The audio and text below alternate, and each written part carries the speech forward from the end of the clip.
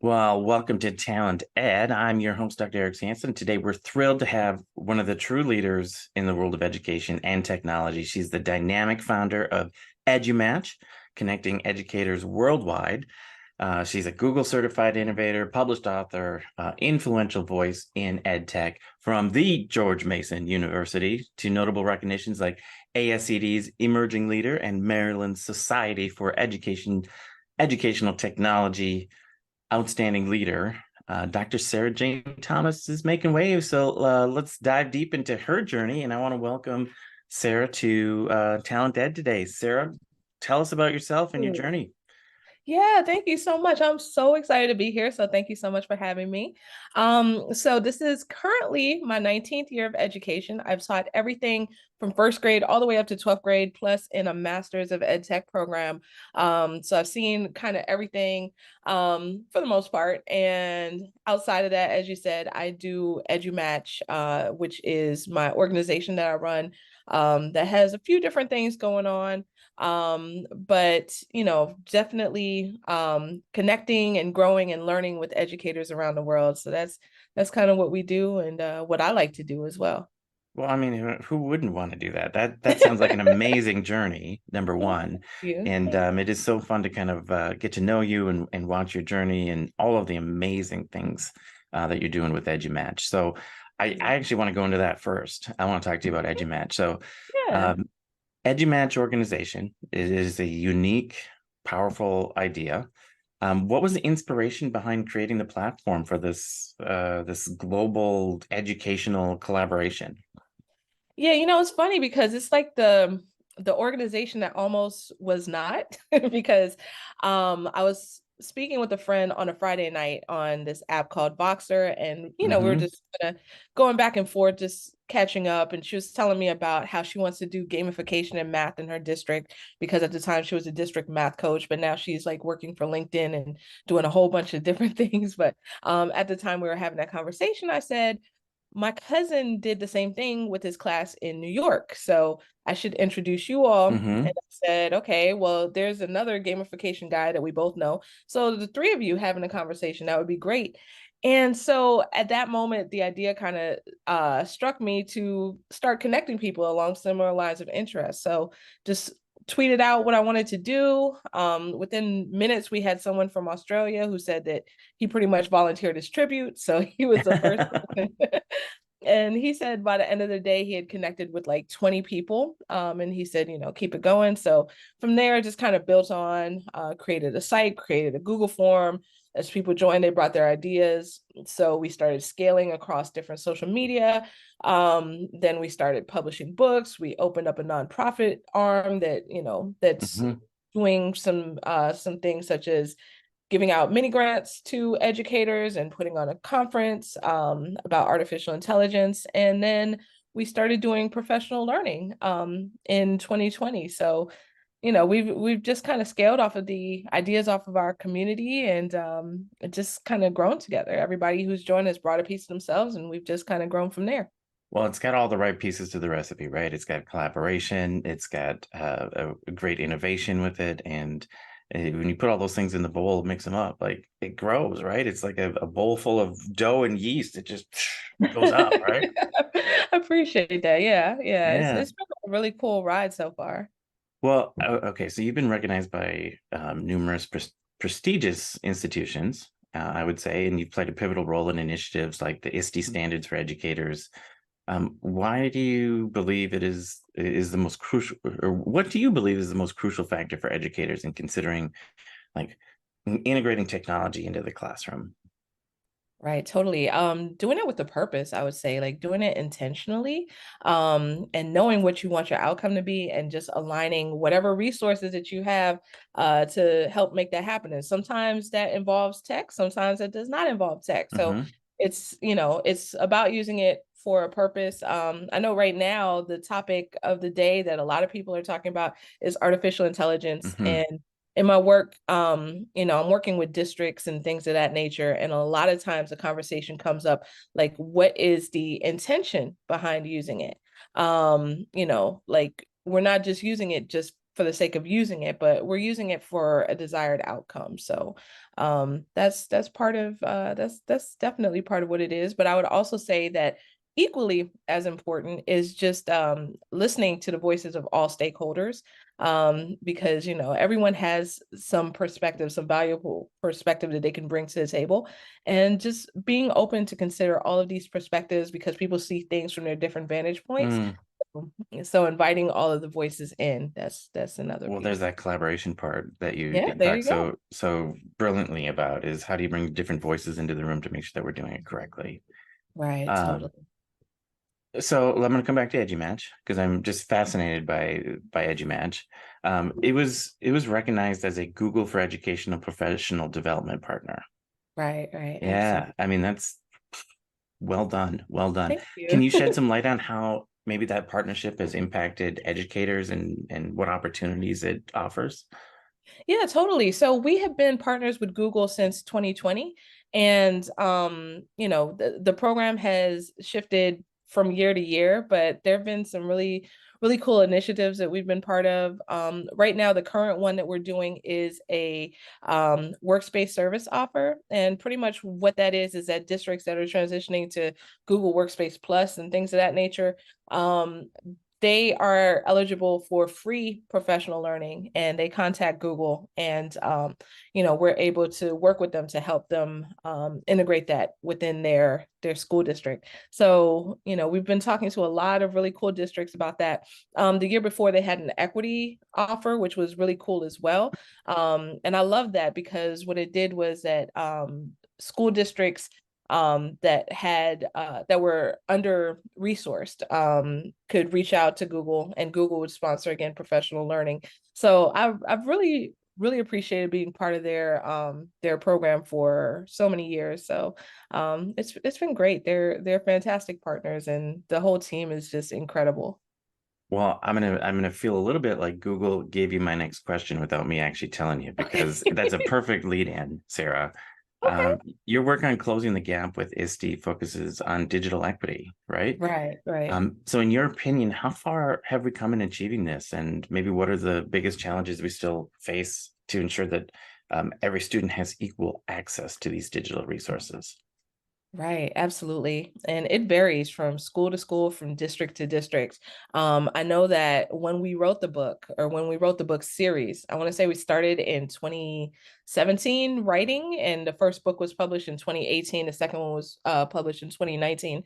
So that was obviously pre-pandemic. And during this time, a lot of districts have really kind of stepped up out of necessity to make sure that students had what they needed, as far as devices go, as far as bandwidth goes, things of that nature. But there's still a lot of room that we can travel together. So, for example, with the book, then we talk about how devices and access to broadband internet are very important. However, it doesn't stop there.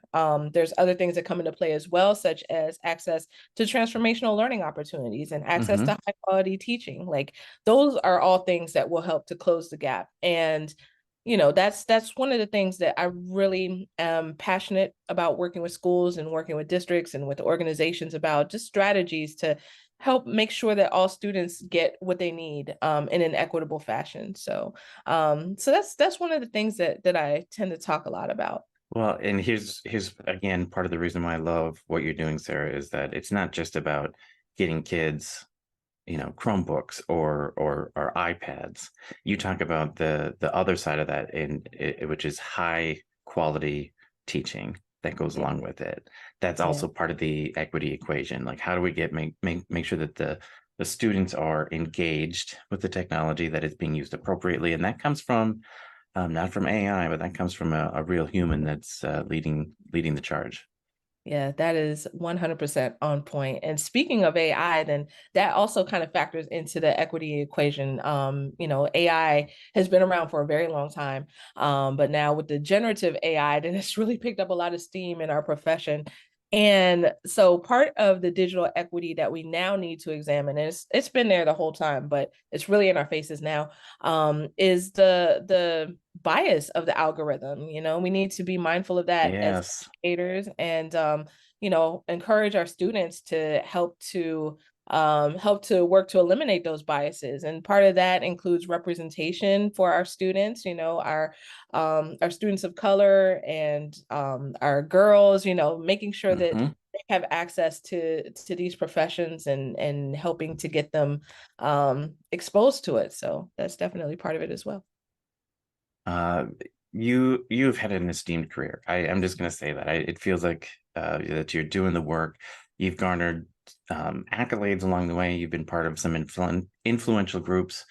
Of all those experiences, which accomplishment or maybe project has had the most profound impact on you personally? Whew, I that know is that's a hard one, isn't it? it is. Can I cheat on this question a little bit? Yeah, Okay, absolutely. I'm gonna cheat and say that I'll just like take it macro to like my entire life, because what I'm about to bring up has had an impact on like everything I do. Um so I'm the mom of a 14-month-old at the time of this Mm, recording. And like so much of what I do now, so much of my drive is just from coming from her. Like I'm thinking of the world that I want her to grow up in. And I'm thinking of, what I want life to be like for her. And, I think that I can't say it starts now. It started a long time ago hmm. in terms of us working to shape that world. But I feel like now I have a new fire under me that I really, really want to do what I can to help make this world great, not just for her, but for all students. The parent drive is so strong, isn't it? It just Absolutely. it lights a fire and it paints a whole different picture of where you want the world to go and what you want it to be. That is so true. I thought I knew before, but now I really do. Uh, okay, so that was a pretty heavy question. Well, I want to switch gears and maybe have a little bit more fun with this. Sure. If you could have a virtual EduMatch meetup anywhere in the world, even if in a fictional place, where would Huh. you choose and why? Hmm. That's a good one. We've talked a lot about doing EduMatch on a cruise. And Mhm. it's funny because somebody brought that up in like 2014 maybe. And I mean, I know that like lately there's been a lot of PD on cruises. Well, not a lot, but there's been some PD on cruises. I always regret not having jumped on that idea when a community member brought it up. And hopefully we'll do it in the future, like Hey, that might be something really cool. maybe the future school pro EduMatch mystery cruise, something. Hey, I Discovery love cruise, that. discovery cruise. Yeah. Okay. How about we know you're a techie, an education enthusiast, but Yeah. outside of that, I mean, what hidden talent do you have that's going to surprise everybody? Oh, music, music, music, music. Like prior to maybe like 2013-ish, then that fueled my whole life. Like to the point where in college it kind of became a little bit of a problem, Hmm. because I wanted to have this record label. And that kind of got in the way of me doing what I needed to do to, stay on the straight and narrow, in terms of coursework and Hmm. all that good Hmm. stuff. So yeah, Do you so sing? Do it's you play a little both? of both, a little of everything. But right now, I just kind of channel it through karaoke when I can. And I'm so happy that Oh gosh. things are starting to open up. And What's your go-to uh, song? What do you open with? go-to song is Skyfall by Adele. Yeah. And I saved up for third, always third. I need to warm up to Got it. to get warmed up first. I got it. Yeah, for sure. Well, maybe in the future we'll see the EduMatch music label. Yes. Hey, we can bring that back. Yes. Yeah, That would bring be bring that great. idea back. Yes. Let's talk books. You've contributed to several publications. Is there like a non-educational book or novel that you've recently read and loved? Oh my goodness. Yes. I feel like I want to open up my Kindle app on my phone right now. But I read a lot of business books because I'm always trying to like, I know mindset is the very first thing that needs to change before anything else. So I'm always reading, always trying to get my mind right. And there was one book, I think it was, oh gosh, it was something about 10x is better than 2x or something like that. I Okay. forgot what it's called. Yeah, but it was really cool. And what it was saying is that you really gotta like chip away at a lot of things in order to focus on what brings you the Hmm. results. So Almost like an essentialism, like how do you yeah, boil it down to less, do less better, right? exactly. Exactly. Yeah. So that was cool. That was a cool book. Just a classic cliche question. If you could sit down with coffee with any historical figure, who would you choose? Oh man, that's a good one. Um, hmm. Now that one I don't have an answer off the tip of my tongue. Uh, I know I'm tricky like that. I just drop these questions. no, that's totally cool. I like that. Hey, Keep me on my toes. Keep me on my toes. you can have a pass. Everybody gets a pass. All right, I do have an answer. So this is not like a famous person, but I would love to have coffee with my grandma one more time. So That yes, would be that would great. be my answer. Yeah. Okay, last one. Technology is evolving so fast. Just for fun, if you could invent a piece of ed tech from the future for the future, what would it do and what would you name it? Head tech for the future. I would say that it would definitely have to have AI embedded in it, but it would be like something for each student so that, well, they already kind of sort of have this, but it's something for each student that would like take their likes, and they would put this in voluntarily, and all data and Mm-hmm. privacy would be respected and everything, COPA, FERPA, all that great stuff. But they would put in their likes, they would put in their, like we would know kind of where they stand on that particular topic as far as mastery goes. They would pick their learning modality, Mm-hmm. um, and they do this themselves, and then it would just kind of generate it and be there for Generate them. their 13 years of education. Yeah, Just get yeah. just lay out your whole plan from start to Yeah, there you finish. go. They could adjust it, but it would be like self-paced, but there would be, obviously we would still be around. We would still be there because we need to help guide Mm-hmm. them and Mm-hmm. stuff. But just something that would really engage them, like any way that they want. I was wondering if you were going to go with the AI karaoke machine. Oh, yeah. Hey, that might be a thing. I Is it possible? Can you have generative karaoke? If you don't know the song, then how do you, maybe you have to sing it. I don't know. I don't know You how that would know, work. there's this tool. I've been like making theme songs, and pretty much you like just tell it what you want the song to be about, and it'll automatically generate something for you. So I made like 3 EduMatch songs yesterday to go along with our AI conference that we're about to have. So The first releases on the EduMatch music label, perhaps? right. Hey, maybe so. Mm-hmm. Right there. Well, Sarah, we've covered a lot of ground today. It's been super insightful. I love talking with you. We've talked a lot about AI and collaboration and EduMatch. Is there anything else you want to add today, or a kind of a last call to action for those that are watching and listening? Yeah, totally. Well, I want to thank you for having me on here, and I want to thank anyone who is listening. And my favorite thing to do with other educators is connect and talk shop. So please feel free to hit me up and let me know if there's anything I can do for you or for your school or for your district. Perfect. Perfect. Well, that was super enlightening. This is Dr. Sarah Jane Thomas, and her passion for education and dedication is about bridging gaps through technology. Is truly inspirational, all the work that you've done. And I want to remind everybody that Sarah is available for bookings or consulting, either through EduMatch, or you can connect us through School Pro. And if you're looking to bring her to your institution or your event, do not hesitate to try and get in touch, because she is a valuable member of our educational community. Thank you so much. I appreciate it. As we wrap up this episode, I want to leave you all with the thought to carry into your day. As always, I want you to stay PKS, which is positive, kind, and supportive. And until next time, folks, we'll be seeing you. Thanks, everybody.